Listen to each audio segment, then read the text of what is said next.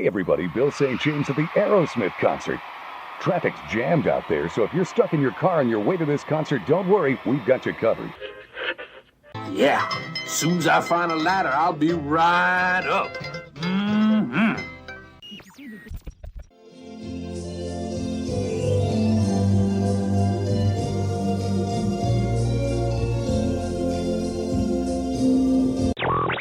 Attention all stations, outer lock is now open. Stand by to launch camera drones. WDW Radio, your information station. Hello, my friend, and welcome to the WDW Radio Show, your Walt Disney World information station.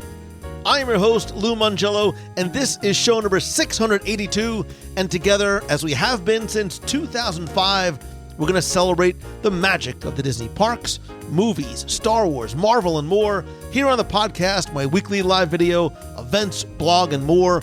Please be sure to join the community, subscribe to the podcast, and find everything else at WDWRadio.com. I'll open up the inbox again this week and answer your questions about everything from the best way to do the Monorail Crawl, plus DAK Snacks, 4 parks in 5 days, Galaxy's Edge Easter eggs, running, America, the Yeti, and your Marvel primer. Stay tuned for our Disney Trivia Question of the Week, more updates, and your voicemails at the end of the show. And if you like what you hear, please share the show and tell a friend. So sit back, relax, and enjoy this week's episode of the WDW Radio Show.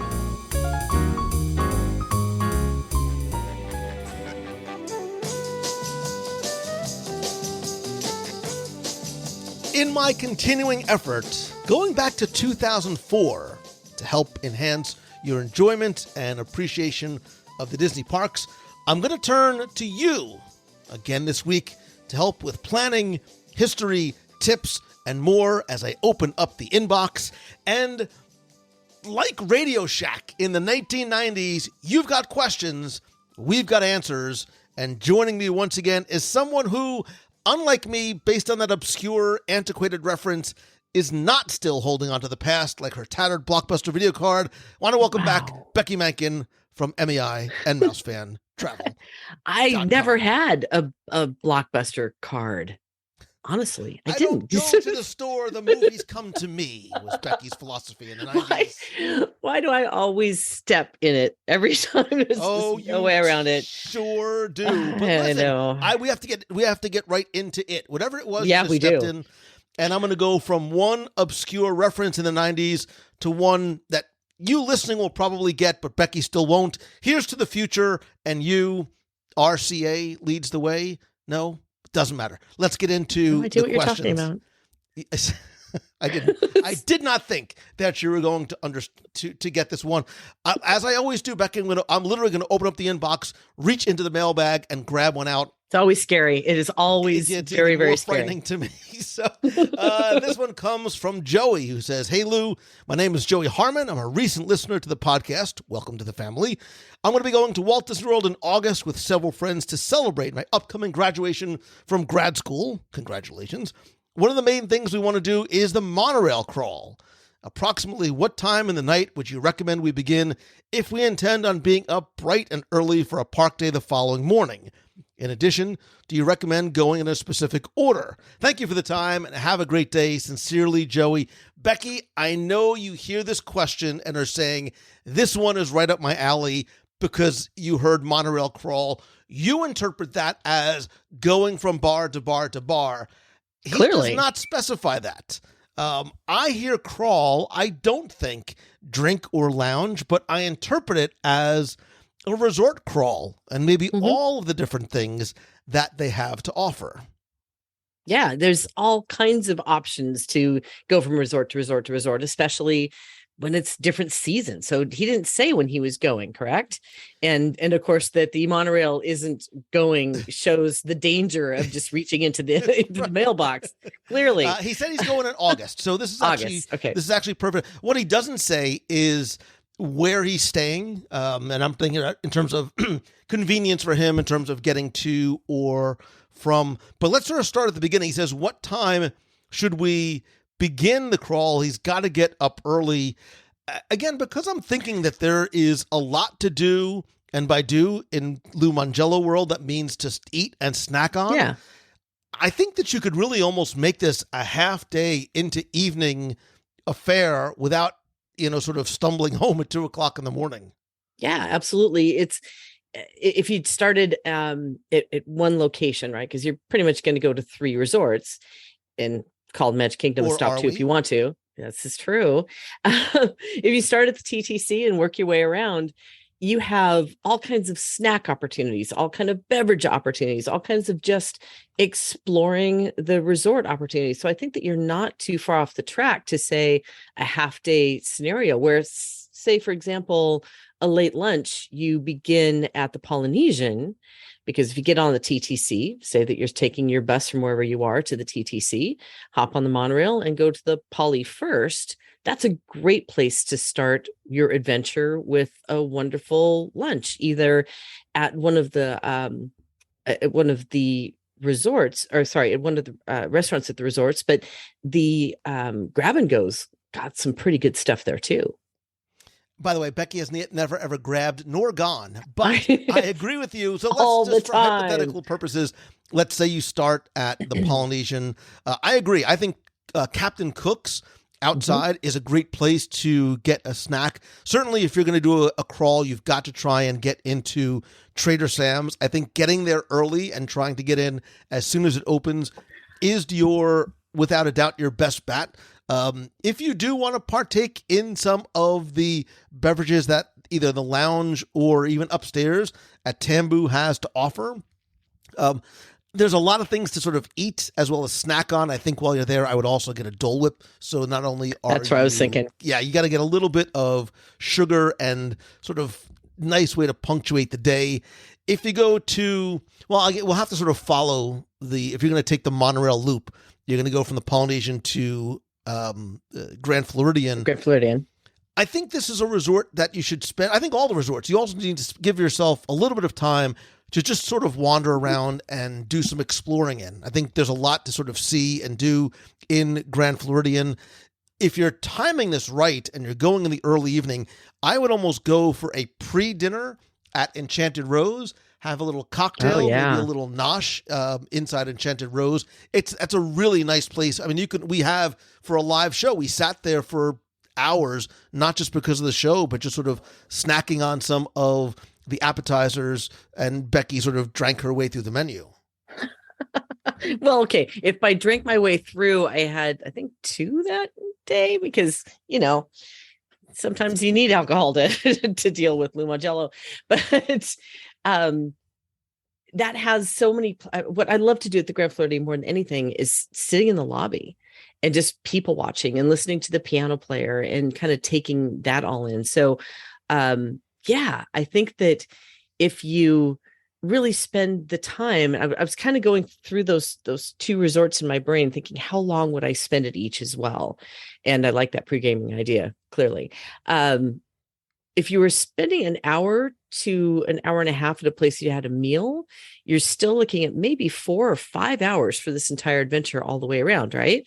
So that pre-gaming of dinner at Grand Floridian is not a bad idea. Well, I'm going to throw a little, a wonderful little wrench into it, and I'm going to put a little asterisk at the end of the monorail crawl, because you're going to go from, if you follow Becky's trajectory, you start at Polynesian, say 4:00, right? You have a late lunch, you sort of you're there for a couple of hours, you make your way over to Grand Floridian, you're there walking around, spending some time, maybe an hour or so in Enchanted Rose. If you time it right, you can then end up at the Contemporary, walk around for a little while. If you want to go walk into Steakhouse 71, maybe have a little, if you really want to go crazy, you can have a little snack. You can pregame your dinner there, because hopefully you're able to get a reservation up at the California Grill for dinner. If you can't, you can sometimes walk up to the lounge and have access to the full menu up there too. And if you time it just right, you can take in the enchantment fireworks on the balconies outside. And the reason why I said to add a little asterisk is because your fun doesn't end there, Becky, because you think that's just the perfect way to punctuate the night, and it is, until you go downstairs and you go down to the marina and you take a boat over to Wilderness Lodge, and maybe you hang out and really sort of finish off the night over at Geyser Point. You sit outside, you sort of recap the day, you look out over the water. If you time that really, really, really well, and you've got to be somewhat fast, you might even catch the electrical water pageant. And that could be the way that you end your little monorail crawl day. That was an unexpected, really good addition of pulling in the Wilderness Lodge. If I will admit, my mic, I would drop it on the floor. Because that's a great place for a nightcap. We sat out there one evening and had a little bit of late night nosh and a couple of beverages to tie up the night. So yeah, not bad. I think it can be done. I think that would be actually a really fun way to spend 5 hours or so with your closest friends on the monorail going around. It's a lot of entertainment and a lot of food and a lot of fun. It's a long day, but absolutely. Yeah. I'm thinking about all the places I would eat. It's such a delicious day. And if they're saying that they need to get up early, maybe we'll do that. Maybe we'll do a live monorail crawl one day while you're here. Show them how it's done? No, but we'll do an abbreviated version because I don't want to go live for like 11 hours again. But we've done a 40-hour show before? We'll do a live monorail crawl where we stop at each of the resorts. We get a little nosh, a little snack, and we'll try and time it appropriately. So we'll catch fireworks, we'll catch the water pageant. We're going to do that one Wednesday night while you're here. That would be awesome. As a matter of fact, you were talking about ending there at Wilderness Lodge. I'd be thrilled to be able to do that. And if they ended there, they're still going to make it back to the resort in time to get enough sleep to get up the next morning and have a fabulous day. Or if they didn't tell me where they were staying, if they're staying at Wilderness Lodge, it would just be even better. That's even better. If only there was anybody who could help them book a vacation to Wilderness Lodge, it would be Mouse Fan Travel. All right, I said we were going quickly, and we're 10 minutes in. All right, Marciano Sturgeon says, "Hey, Lou, first of all, just wanted to say I've been utterly addicted to listening to your podcast on Spotify. Thank you for quite a minute now. And I just wanted to both thank and congratulate you on all that you've done, especially throughout the past year with all the hardships going on throughout the world. Thank you. I've been with my girlfriend for about 6 years now, going on 7 in August. Congratulations. And I've come to learn that in that time, she has never left Texas except for one trip to Colorado and to move to where we are now in Virginia. I'm a Florida boy, but I haven't been to the parks since 2004. Oh, Would you say it's feasible to do all or most of the must-dos and sees at all 4 parks in 5 days? I'm planning for a summer or fall trip with the hopes of throwing Blizzard Beach into the mix as well, but I'm not sure that's going to fit. The biggest attractions we're trying to fit in are Splash, Haunted Mansion, as even without having been on the ride, she has a lot of dear history with these characters and loves the concepts, followed by Rock and Roller Coaster, Tower of Terror, Rise of the Resistance, and Expedition Everest. If there has to be cuts to fit as much as possible, what are some of the immediate things you could think of and personally recommend skipping out on? I'm a bit on the fence about Peter Pan. Get off that fence and get on Peter Pan, as I'm not sure the wait outweighs the experience her first time. Marciano, I think I love this. I love the fact that it's going to be new for her and really new for you because so many years have gone by. But in terms of the feasibility of doing most of the must-dos and sees at all 4 parks in 5 days, the answer now is absolutely yes. I'm going to throw in the recovering attorney asterisk in there as well. Obviously, depending on when you go, the crowds are going to help dictate. But look, I think this is where you have to weigh, and we've talked about this when it was first announced, you have to weigh the value of Genie Plus and Lightning Lanes, because that is going to be the way that you are going to be able to do all of the things that you want to do in a relatively limited amount of time without having to sacrifice not being able to see one. It doesn't sound like you get here as often as you would like. So you really want to try and maximize the time that you're here. Becky, tell me if you agree or disagree.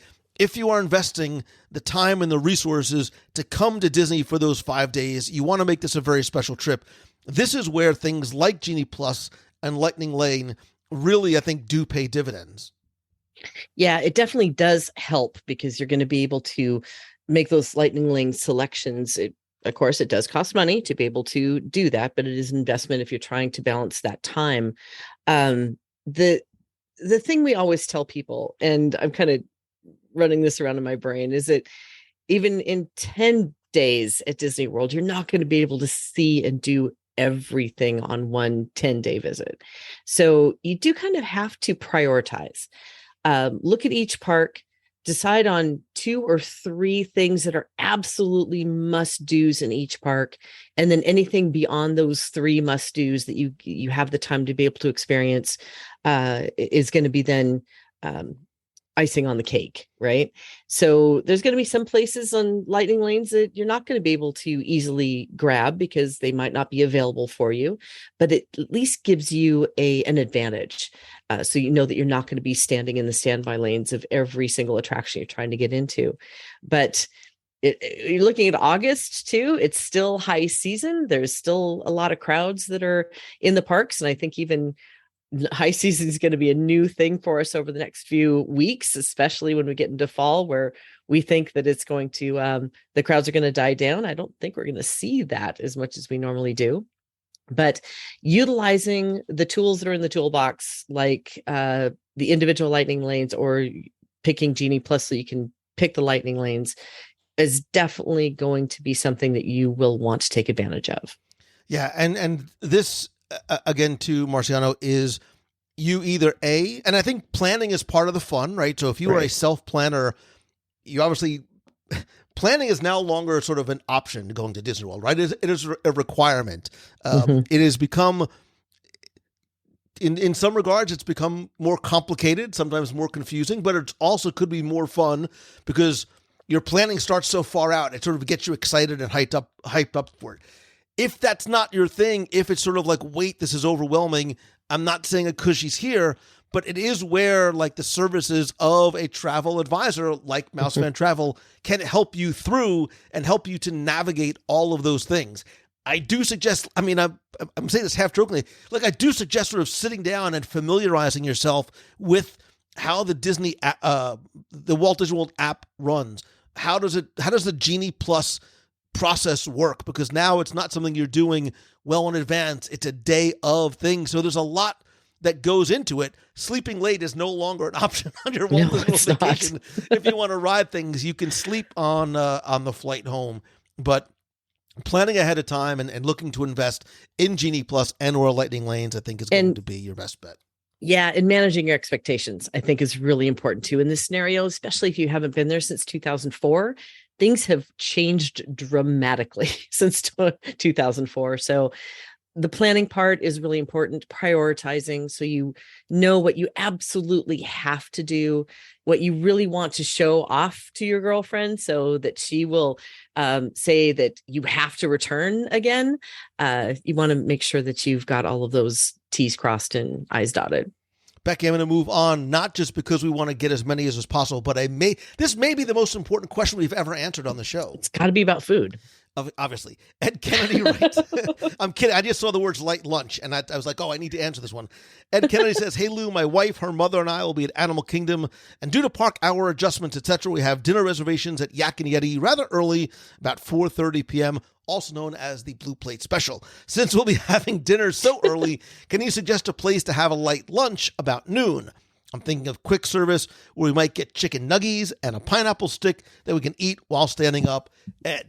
Ed, this question is right in my wheelhouse because look at me. I love to eat and I love to snack, and Animal Kingdom has some of the best quick snacking options anywhere in Animal Kingdom. So, okay, in no particular order, like if you jump over to Harambe Market, they've got, check the menu, subject to change without notice.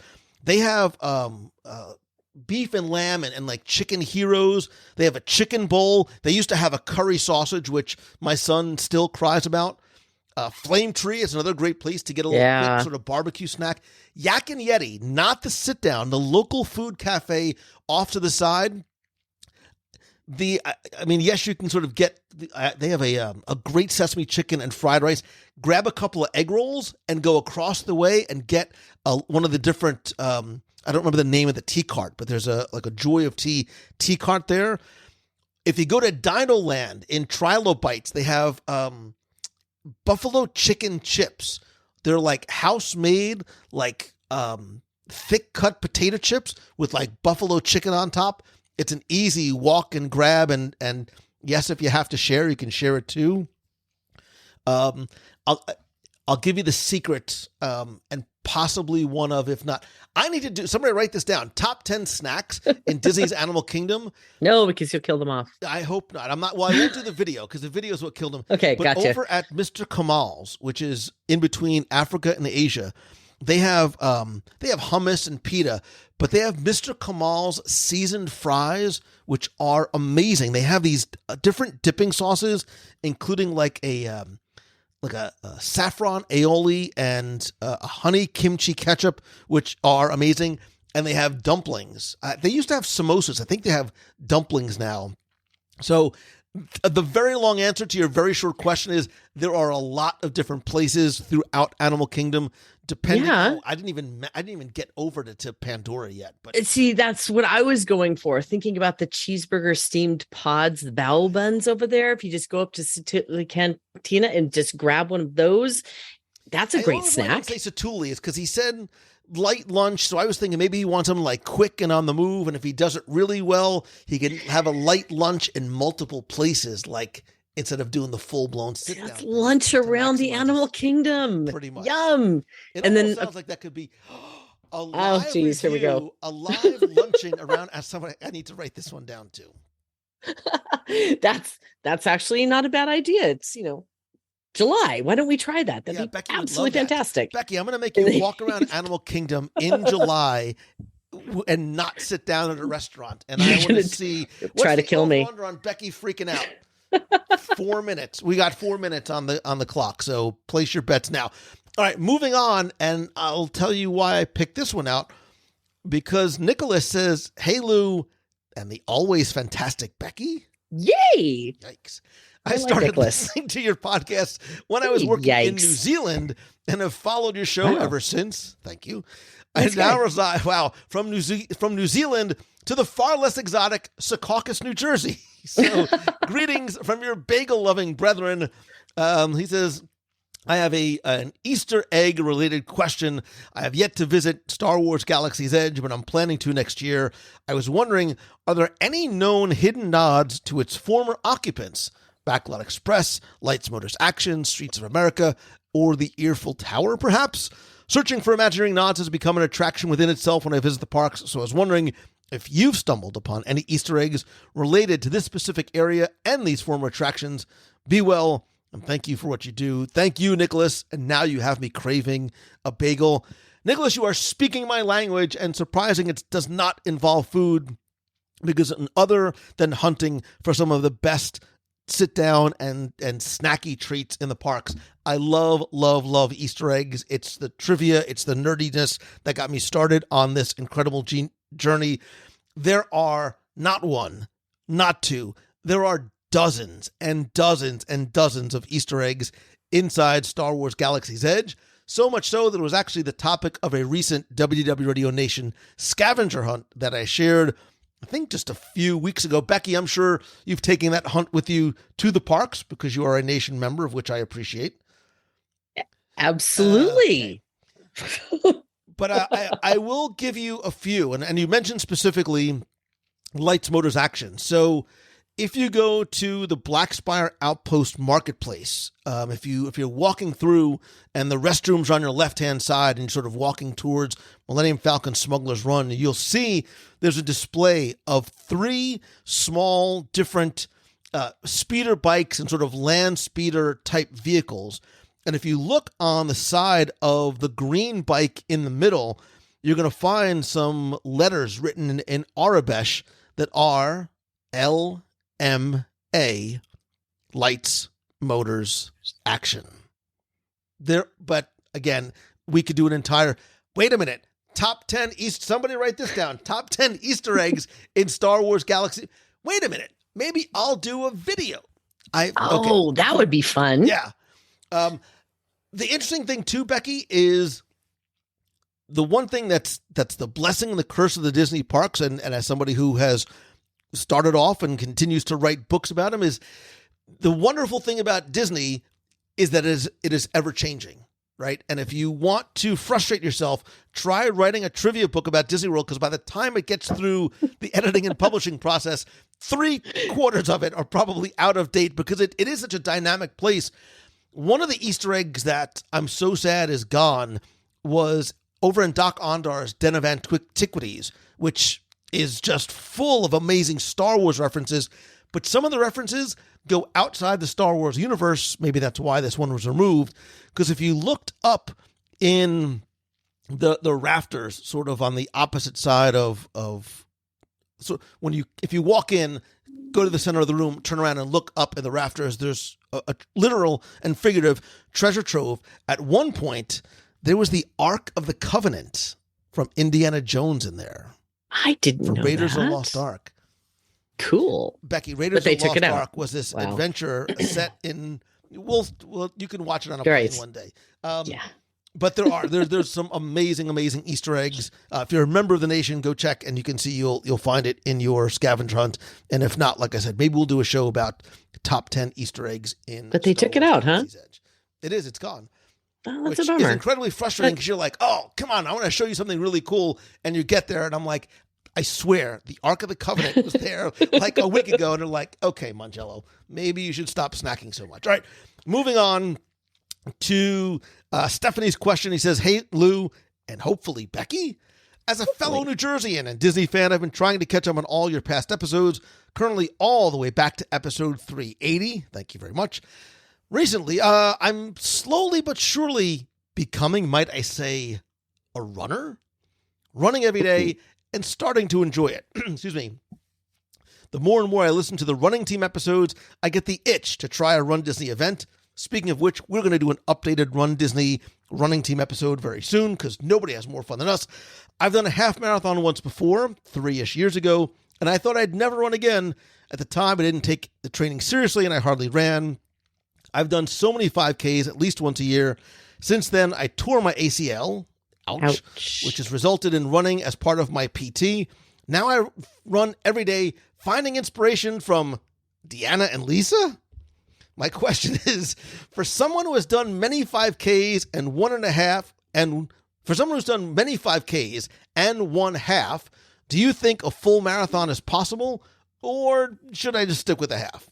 I'm hoping that by the time I hit 30, currently 27, I can participate in a Run Disney event. Fingers crossed in person, just trying to pick between the half or the full. Many thanks for all the fantastic reviews, constantly making me hungry at work and bringing out the good. Stephanie Bagnusi from Cranford, New Jersey. Lots of New Jersey today. There's a lot of Jersey. I grew up in Plainfield. I studied martial arts. Stephanie, on North Avenue in Cranford, like right down the street. Anyway. You studied martial arts? I guess we got to get into that later. Go ahead. Yeah, for years. Long time. Anyway, it doesn't matter. So you've done a ton of 5Ks. You've done the half. Should you stick with the half? Listen, I think anybody who is a runner would probably tell you that if you've done the half, you can do the full.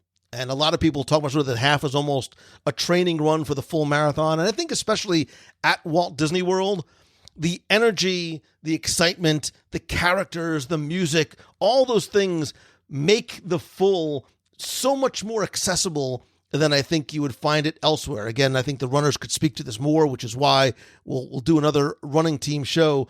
And I think too, and this is a selfless but shameless plug, I think coming and maybe being part of a running team, like we have the WDW Radio running team, having that support from other members, not just day of the race, but the support and the encouragement and the training help as you start to lead up to it, and then having that energy from the team who literally is with you all along the way will help get you through some of those potentially tough miles along the way as well.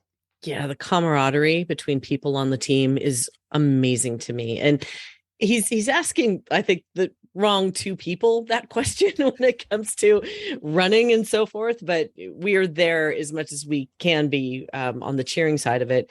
I've done a 5 and a 10 and I stopped there because, that's me, but I've watched in complete awe of these folks who start on a 5 and they go to a 10, and all of a sudden they're doing a half. And then it's just, I'm training for the full. And then all of a sudden they're doing the dopey and the goofy. And I am just in complete awe of those folks that can really dedicate themselves, and they love running. You just get that piece where either you get into it and you love it and your body craves running, and you connect with people and connect with these races. Sadly, I didn't get to that point. I am connecting to the cheering, though. I'm very much into that side of it. We do our part by being there cheering. And to be clear, my answer was based on only conversations that I've had with people who are on the running team. And I think if you do join the running team, they would be able to help and guide you. Yeah, I was just going to say really quickly is that how that running team supports each other is so amazing. Where somebody isn't quite sure, you've got other people on the team who might be at your running level. Maybe some people who are a little bit ahead, but they can encourage you and help you make it through that race. I think that running or joining one of the teams, especially WDW Radio, would be a fantastic move to make that next jump to a larger race. Absolutely. And again, you can find out more by visiting wdwradio.com/running, or just go to wdwrun.com. All right, moving on, because I said I wanted to go super fast and catch as many as we can. Aaron Schisler says, I'm planning a 2-week trip to Walt Disney World. My group is going to have 2 days where we're not going to the parks. I want one of those days to be a resort day. How much time do you think it would take the average family to see everything in Disney Springs that they're interested in? Thank you. So, Aaron, I love this. I think Disney Springs is the 5th park. It's a little difficult to answer because you talk about doing the things that they are interested in. And the one thing about all of Walt Disney World and even Disney Springs is there's a little something for everybody. And, doing things that you're interested in, is it doing things that you just want to see? Is it, seeing or eating are two very different questions. But I think that you really can take, and I know a lot of people do, they'll almost sort of allocate a full day or 3/4 of a day. Maybe you take a slow morning at the resort, you go and have some lunch, you go to the pool, and then you spend the rest of the day. I think that you can do a quick service meal, a sit-down meal, do a little shopping, have a snack, go see Cirque du Soleil without question, and then do a late-night bite. So you really can take a more than just a half a day at Disney Springs, very leisurely, enjoying a lot of the entertainment, the food, the music, the shows, etc. Yeah, but you also don't forget you have things like the vintage cars that are over there by the boathouse that you can go out and enjoy that experience. I loved that. You can even go bowling at Splitsville, which, by the way, I think Splitsville is the hidden gem of food in all of Disney Springs. I know it's just between you and us. The sushi at Splitsville is so good. It's just between you and I. The other thing I've never done, but every time I look at it, I want to do it, is the balloon, where you go and raise up. And You've never you can done the balloon? I've never done the balloon. Oh, Becky, no. You and I know there's a ton of things to do there. So there's, great eating, there's great drinking, there's shopping, there's all these experiences, there's shows, there's entertainment. You want to go to a movie, it's there too. And you can wait in line for a chocolate chip cookie too, from what I finally did. And I understand why people now wait in line for them. It's a real thing. Oh, and then you can spend, an entire day just at Disney Springs for sure. And I have. As a local, I spend more time in Springs than I do in the parks, and that is not a joke. All right, moving on. This one I saw is perfectly time sensitive and appropriate.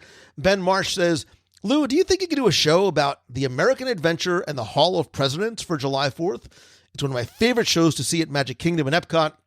I love our nation's history. I'm a huge USA history fan. I learned the presidents in order at an early age and have always loved Abraham Lincoln, just like Walt. Lincoln is my favorite president. I also learned the Gettysburg Address at an early age, too. I dig this, Ben Marsh. As we're recording this, July 4th is just a couple of weeks away. I think this is a great idea. Actually, a number of years ago, I did a show about the Hall of Presidents with a friend of mine, Kristen Helmstetter, who wrote at the time her honors thesis on the attraction, and she joined me to talk about the history and the story and the change and importance. This goes back, Becky, to show 90. No way. 2008, in October of 2008. I don't know how that was 12 years ago, but it's also appropriate because, Ben, stay tuned, and all of you stay tuned, for a special show recording for next week.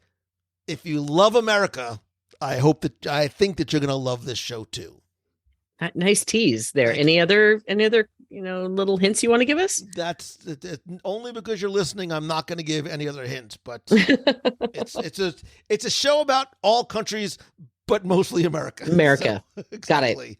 Got it. All right. A couple of quick ones just to round things out. Hey, Lou, I was listening to show number 295, Top 10 Audio Animatronics. And the reason why they haven't been able to fix the Yeti. Were they able to fix it last year when the park was closed? It would have been a perfect time. P.S. I live 2 minutes from a drive from Cafe Du Monde. Not that it has anything to do with my email. Just wanted to throw in some food and make me jealous. Mike P. from Kenner, Louisiana. So, Mike, you're right. And I think a lot of us were talking about how the opportunity from adversity with the pandemic shutting the parks down for an unfortunate length of time would allow them to, and they did, do a lot of maintenance and attractions and do some upgrades. The problem with the Yeti, and I think we talked about it on the show, is because the Yeti framework is literally built into the mountain structure itself, because the force that is needed to move and swing that massive arm is the same as the propulsion from a jet engine. The problem is not just the time, the problem is the popularity. And what I mean by that is the time it will take to take down this attraction and what it will entail will necessitate the attraction being down for an extensive period of time. And you have to think about it from the guest perspective.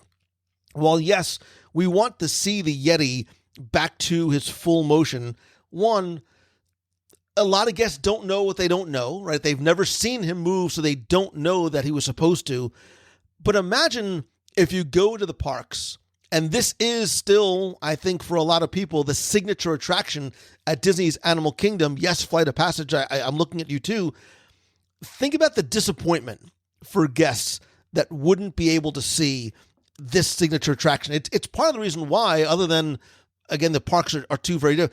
It's why, one of the reasons why you won't see things like Haunted Mansion go down for an overlay, because when you come to Walt Disney World, and this is your one vacation in 5 to 7 years, which is when the average family comes, imagine the disappointment if Haunted Mansion is down. Imagine that similar disappointment if Expedition Everest is down as well. Yeah.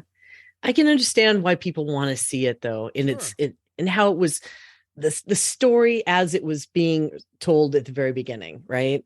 But there is those pros and cons of bringing something down, like they do over at Disneyland, where they take Haunted Mansion down and they do the, the Halloween overlay, and yeah, it causes a lot of disappointment for people who visit. And Disney World's a little bit different than Disneyland, clearly, because most people are going there for vacation. So not having something available to them would be a disappointment. But I can see both sides. This is where the Libra in me completely comes out, because I can both sides pretty easily. And I would love to see the Yeti back how it was intended, how it was imagineered. Maybe someday we'll get it. Who knows? It's incredibly impressive to see as it happens, because you think that hand, it comes so close to your vehicle, you almost want to like shrink, like you're on Space Mountain, sometimes you sort of shrink your head down a little bit more because you're afraid that you're going to hit. It's that same way. And it's an incredibly impressive feat. And it's disappointing that we don't get to see it, but it would be disappointing if that attraction had to go down for 18 months, 2 years. Because you're not talking about a 2-week refurbishment time. You're talking about a very, very long period of time. Yep, that's true. All right, 2 more quick questions. Hey, Lou and Becky, exclamation point, Becky, not even a question mark this time. I am working my way through past episodes. Recently listened to the trip recap of your ABD through Hollywood and Disneyland. Another so much great fun blast from the past. My desire to visit these places multiplied exponentially when I listened, as do all of my travel desires with every episode, but this one continues to have me obsessed. I know you're always working on new events for us, but is there a chance So you're telling me there's a chance. Is there a chance this trip adventure may happen again soon? I want to do something special and treat myself, but I have this fear that as soon as I plan something, this is going to resurface. A girl can only save so fast. I need a trip to my version of Paradise Falls. Thank you. I look forward to more edutainment every week. Hope to meet you both soon. Rebecca Chestnut. Becky, I'm going to turn off your mic for a second. All I'm going to say, without saying anything, is that yes, we are looking to do this again. At the time, it was called Backstage Magic. It is now called, what's it called? What is Southern California Adventure. Southern California Adventure. Time is our enemy too, because we have so many things that we are discussing, as well as so many things on my whiteboard that I still haven't even brought up to Becky. Told me yet, about trying to fit those puzzle pieces in. We are looking to do it. It's. I can tell you, it's not going to happen in 2022. I'm not saying anything about 2023, but we'll try and have an announcement of a date very soon. Becky's giving me the look like, Mangello, stop talking, because this is where you start to blow it and start leaking out dates that we can't necessarily deliver.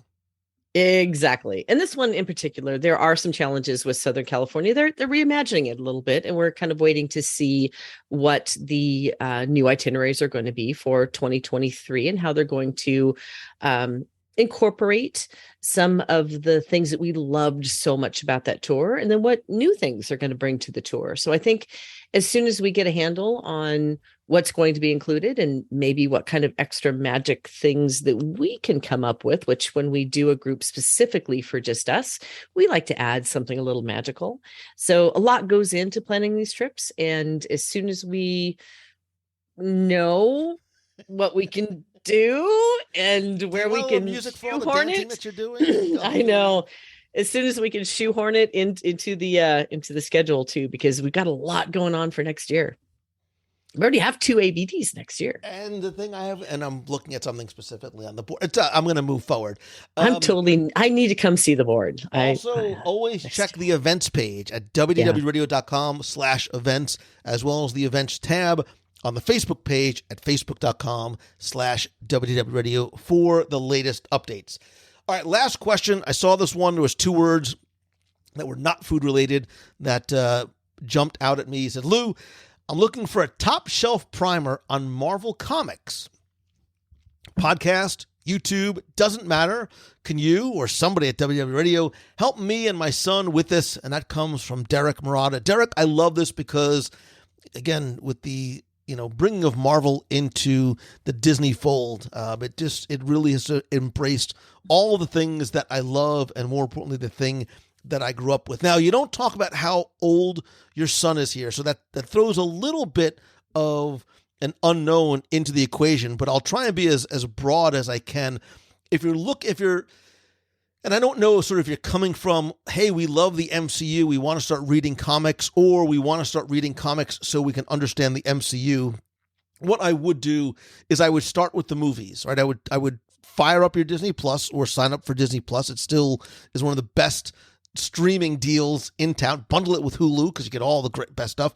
I would start with the movies. And even if you just start going through the catalog and seeing what or who in the MCU is of interest to you, then look to the Disney Plus TV shows. What I love about Disney Plus is there's always something coming. Like there's always one right after another. And I think now with the introduction of Moon Knight, especially most recently, the introduction of Ms. Marvel, there really is a character and sort of a genre for everyone, whether maybe you are a young girl that's looking to identify with that girl that goes to high school with you to be your character, or you want something on the more street level or the more galactic level. There's something for you. You have to find out who or what interests you. I also think, and this is something that I did and continue to do with my son, and we've done over the years, and it really has sort of grown to something that we love doing and building together, is you got to go old school, man. And what I mean by that is go to your local comic book store. Comic book stores, especially over the past number of years, have really sort of taken a hit, but many of them have been able to survive because of the passionate comic book fans and collectors. And I still think that there is nothing like walking into the comic book store and just seeing thousands and thousands of issues going back, to the Bronze Age and even some of the most recent stuff, and picking up that, we're a tactile people. You pick up that thing and you hold it in your hand, and the smell of a comic book page still isn't lost. But being able to browse through those shelves, or even talk to the comic book store owners, go to some of your local comic book conventions. Those are a ton of fun. Check your Facebook event page, Eventbrite. There's an app called Fan Guru, which is free, and it'll show you local events in your area. Another thing you could do too, I know, I acknowledge, my relatively old man in the room. I still believe you start with the legends and you start with the classics. Like maybe you go back to the early Steve Ditko and Stan Lee Amazing Spider-Man, the Stan Lee and Jack Kirby Fantastic Four, especially because you know that the movie is going to be coming out soon. Start to read the characters either that you're familiar with, or maybe even pick an event to start off with. So I know a lot of people, Becky, got into comics because of Infinity War. And then the Infinity Gauntlet and the Infinity Saga was a great place to start. As we know, things like Secret Wars and Secret Invasion are coming up on Disney+, you're going to be ahead of the game. So say, all right, I know that She-Hulk, Secret Invasion, Armor Wars, Echo, Agatha Harkness, Spider-Man freshman year are coming. These are great comics to sort of establish my basis, my framework, and my fandom in, and then I'm ready for those series when they come out. All of a sudden, now you're the expert in the room. Go back and read Daredevil. Daredevil is an amazing character. Depending how old your son is, he might not be ready to watch the Netflix Daredevil that was ported over. I will tell you, though, Daredevil is some of, if not arguably, the best Marvel Comics adaptation on TV ever. It's not for the kiddies, but it is remarkably good, and I'm thrilled beyond belief that Disney Plus is going to have what really is going to be a fourth season of an extension of the Netflix Daredevil series. But there are lots of different ways to start in the comic genre. The other thing, too, is to just go right to your phone and download Marvel Unlimited.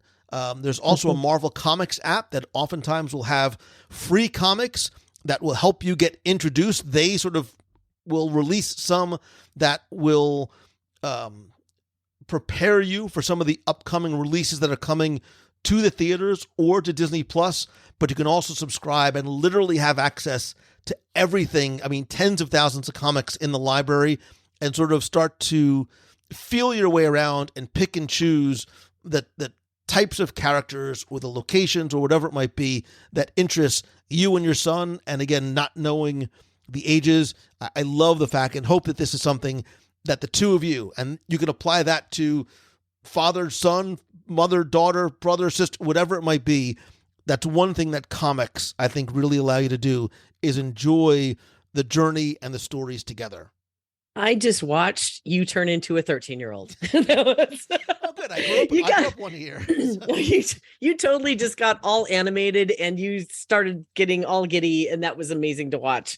For me, I had comic books when I was a kid, and I kind of got into it, but clearly when Disney bought Marvel, we're getting into a realm of Marvel fandom that I did not wade into whatsoever. So another resource is I turned to YouTube, and there are a couple of really good YouTubers out there who know their Marvel from one side to another. And for example, I had never heard of Moon Knight, so I wanted to get a little bit of a primer to understand what we would be seeing when the series came out.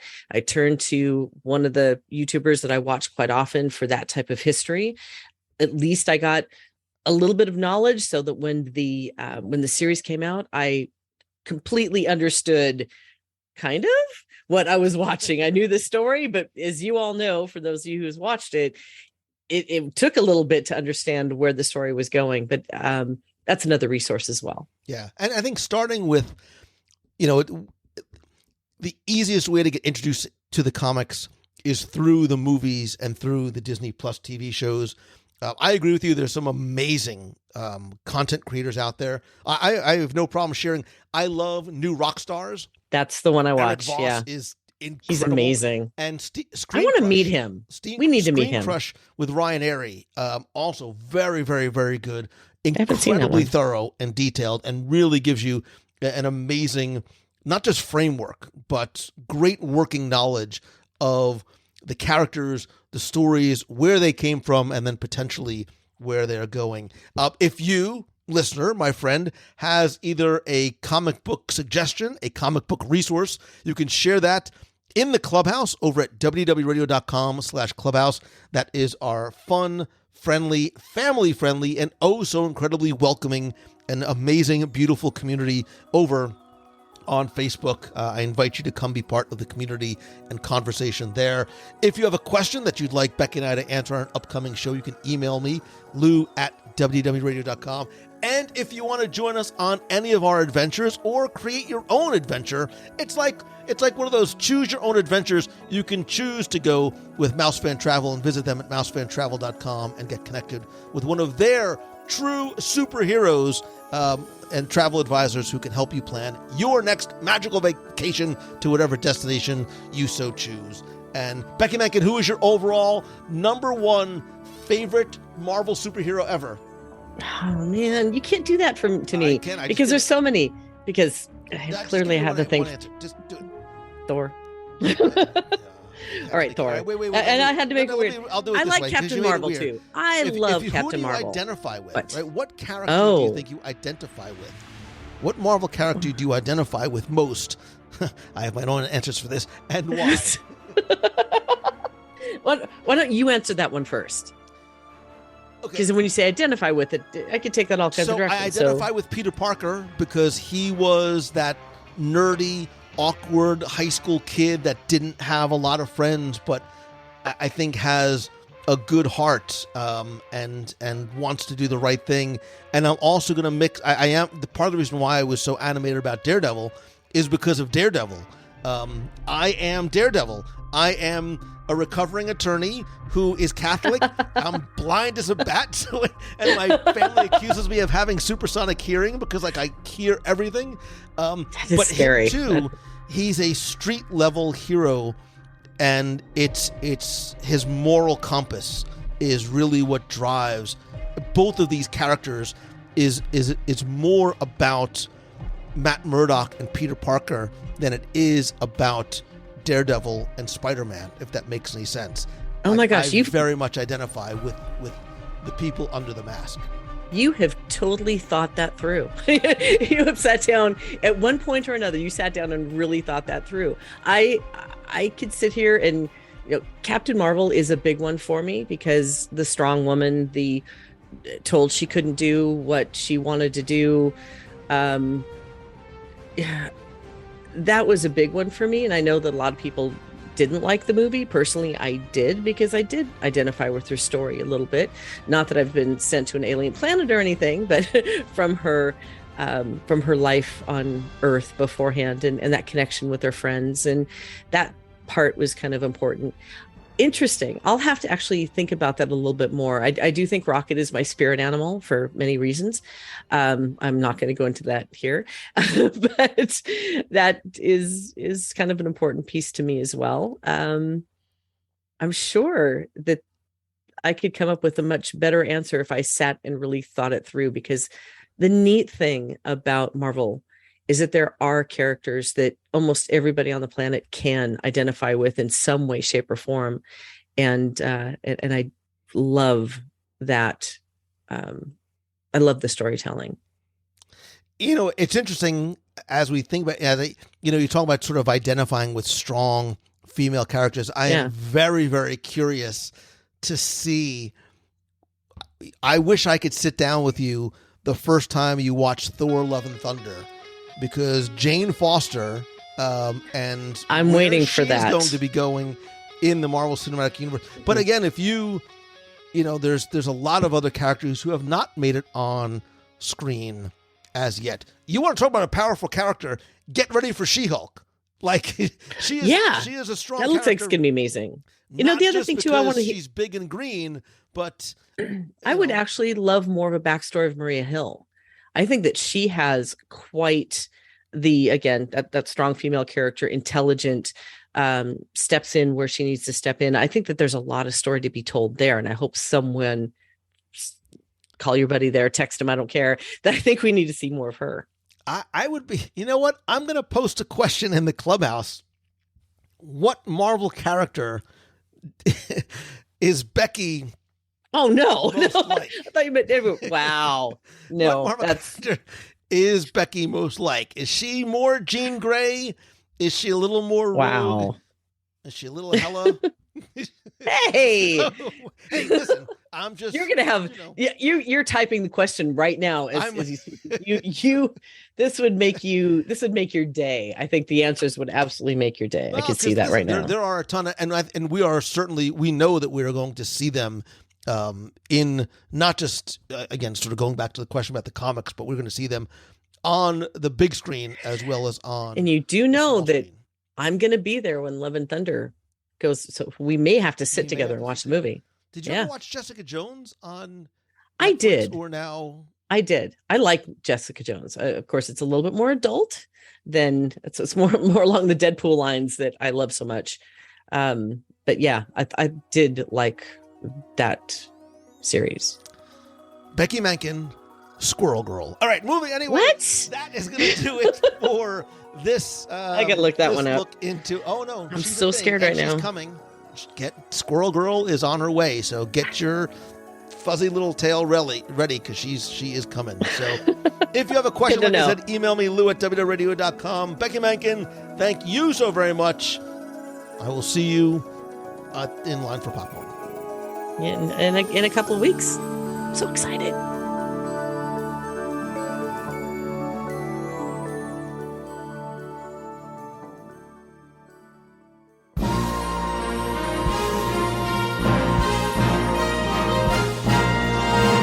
It's time for our Walt Disney World Trivia Question of the Week, where I invite you to test your knowledge of Walt Disney World's history or see how well you pay attention to the details in what you see, hear, or remember. If you think you know the answer, you can enter for a chance to win a Disney prize package. And this week's trivia contest is once again brought to you by you. And I mean that because as part of the WDW Radio Nation, you literally help bring every episode of WDW Radio to life. Every live broadcast, the contests, the giveaways, they're all not just thanks to you, but by, for, with, and about you. You can find out how you can help the show for as little as $1 per month and get cool exclusive rewards every month, like scavenger hunts, trivia quests, take part in our group video calls, get access to our private Facebook group. There's also shirts and stickers and monthly care packages from the parks and much more. And I love it because it's not just a way for me to give back to you and spend more time doing things with you, but don't forget that a portion of your contribution goes to our Dream Team project that benefits the Make-A-Wish Foundation of America. Because of and thanks to you, we've raised more than $550,000 for Make-A-Wish Foundation of America to send children with life-threatening illnesses and their families to Walt Disney World. I want to thank some new and longtime members of the nation, including Ben Burke, Mary Locker, Gina DeBruno, Elle Cook, and Renetta Jones. If you want to find out how you can help the show, you can visit www.radio.com/support. Now, before we get to this week's question, we're going to go back, review last week's, and select our winner. So last week I was talking about my love of celebrity cameos in Disney attractions, especially ones that are least expected. And we've seen and heard everyone from Bill Nye the Science Guy to Martin Short, Tim Curry, Saturday Night Live alumni, Jeremy Irons, and some modern celebrity cameos as well, including Dancing with the Stars host Tyra Banks. I don't watch Dancing with the Stars, but I know she's one of the hosts.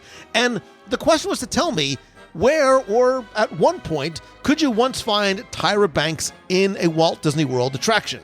Thanks to so many of you who answered, got this one correct, and knew that the answer was the extraterrestrial alien encounter. And if you remember in the pre-show, you could hear Tyra Banks. If you actually go back to show 613, I share my top 10 celebrity cameos in Walt Disney World. Anyway, I took all the correct entries, randomly selected one, and last week you were playing for a WDW Radio pin, keychain, and a bonus mystery prize.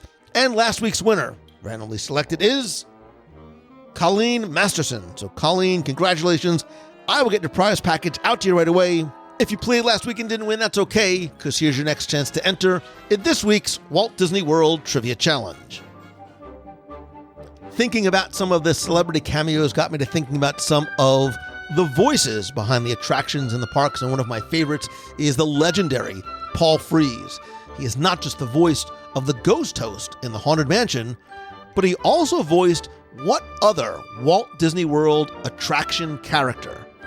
You have until Sunday, June 19th at 11:59 p.m. Eastern to go to WDWRadio.com, click on this week's podcast, use the form there. Again, you're going to play for the pin, the keychain, and a bonus mystery prize. So good luck and have fun.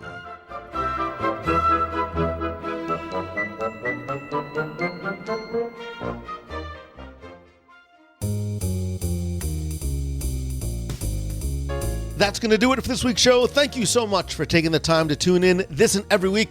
Please come be part of the community and conversation over in the WDW Radio Clubhouse on Facebook at www.radio.com/clubhouse. You can also connect with me elsewhere on social. I am at Lou Mongello on Instagram, Twitter, Facebook, and LinkedIn.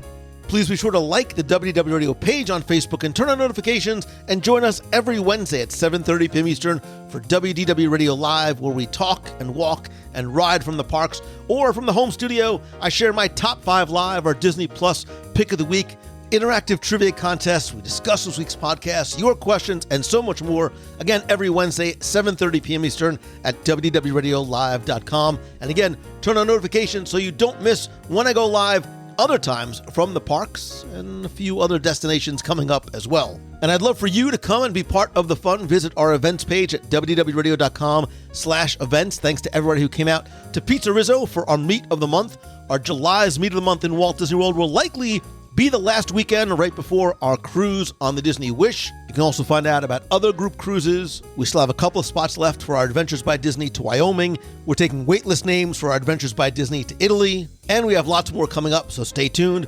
Please visit LouMongello.com. I'd love to be able to help you turn what you love into what you do, or to come to speak at your event, conference, or school. I can help you by working with you one-on-one in a single or series of group calls. Join our weekly mastermind group. I still have 2 spots left for our Tuesday evening weekly mastermind group, my Momentum Weekend Workshop in Walt Disney World. Tickets are now on sale for our event this October.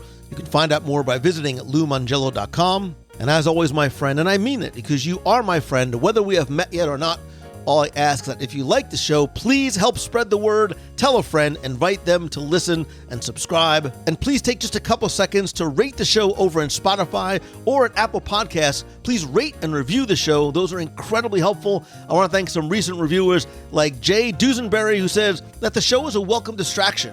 He says, I'm not normally a fan of longer podcasts, but this is by far one of my favorite podcasts to listen to while walking in the morning. My favorites are the conversations Lou has with both current and former Imagineers. There's so much that can be learned and applied no matter what you do, and I'm a pastor. I need something like this to refocus me from the negativity, tension, and divisiveness of our politically charged culture. By the way, we're alumni of Give Kids the World, and appreciate all that you do, actually all that we do, for those families in one of the most frightening times of their lives. Keep up the good work by keeping us focused on choosing the good. Thank you, Jay Dusenberry, and thank you for being part of the show and the community and my extended family. I am incredibly, incredibly grateful to you and for you. If there's something that I can do to help you, please let me know. And again, all I ask in return is that you choose the good and that you be the positive light that you want to see in this world and see in others as well. I look forward to seeing you on the live show this week and right back here on the podcast next week. So until then, I hope it's your best week ever. I love and appreciate you. See ya. Hey, Lou, it's John O'Brien from Connecticut. We had the pleasure of meeting with you last year at the Swan and Dolphin Food and Wine event. We told you how your podcast make our trips quicker down to the Jersey Shore.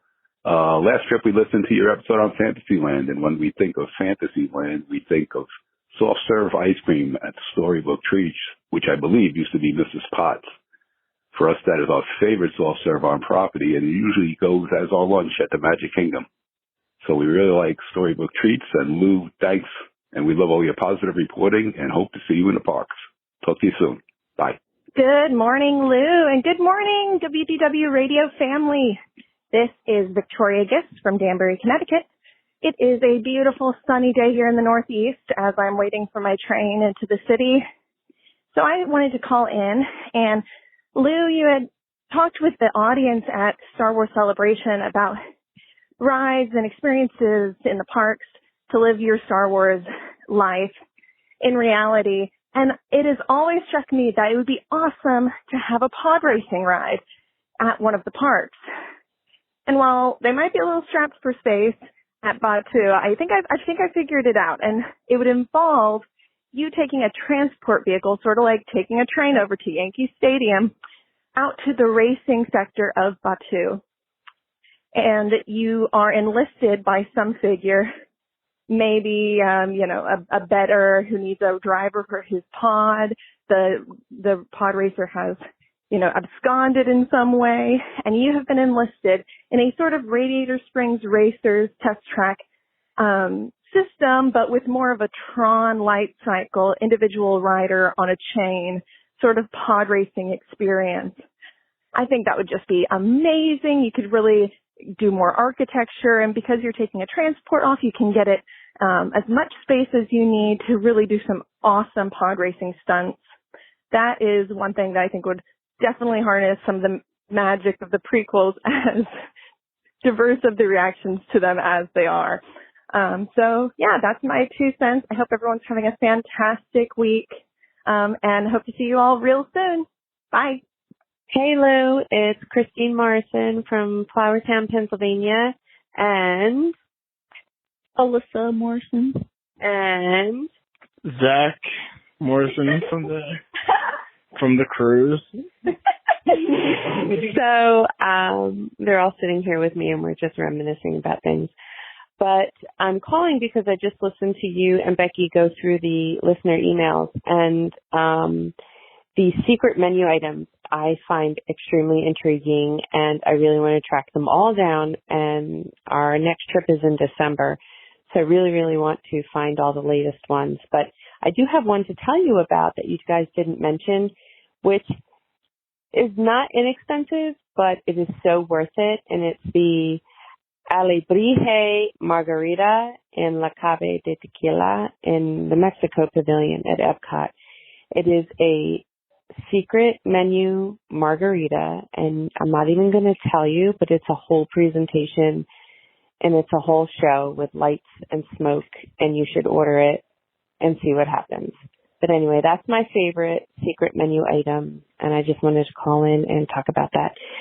So I'm waiting for the 2023 summer cruise itinerary to come out, and I'm hoping you guys plan a cruise, because that will be my daughter Alyssa's high school graduation present, and I really, really want to do it with you guys. So everybody have a great night, make somebody smile, and we'll talk to you soon. Say goodbye.